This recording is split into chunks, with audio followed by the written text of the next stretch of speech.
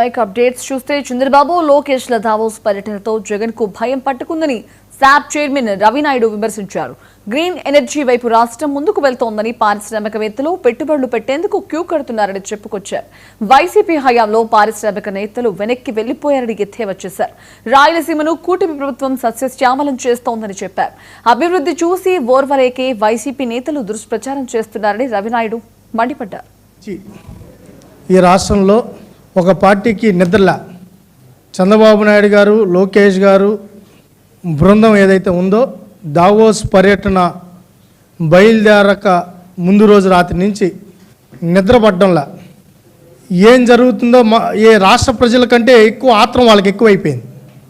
ఆత్రమే కాదు, ఎంత దారుణంగా ప్రవర్తిస్తున్నారంటే ఫేక్ ఐడీలతో ఫేక్ వీడియోలు చేసి విశృంఖలంగా యథేచ్ఛగా దుష్ప్రచారాలు మొదలుపెట్టారు.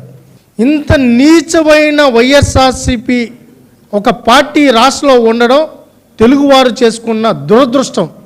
ఎవరన్నా ఈ రాష్ట్రానికి మంచి చేస్తుంటే మీరే పొగడొద్దండి, కానీ దుష్ప్రచారాలు చేయడం ఏంటి?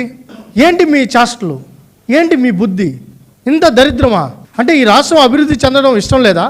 ఈరోజు -డిగ్రీ అక్కడ టెంపరేచర్ ఉన్న చంద్రబాబు నాయుడు గారు 7-10 వయసులో కూడా ఈ రాష్ట్రం కోసం, ఈ రాష్ట్రంలో యువత కోసం ఇచ్చిన మాట ప్రకారం ఈ రాష్ట్రానికి పరిశ్రమలు తీసుకొని రావాలి, పెట్టుబడులు తీసుకొని రావాలి, తద్వారా ఈ రాష్ట్రం అభివృద్ధి చెందాలి, యువతకు ఉపాధి అవకాశాలు కల్పించాలి. దేశమే కాదు, ప్రపంచంలోనే తెలుగువారు ది బెస్ట్గా ప్రూవ్ చేసుకోవాలనే ఉద్దేశంతో ఆయన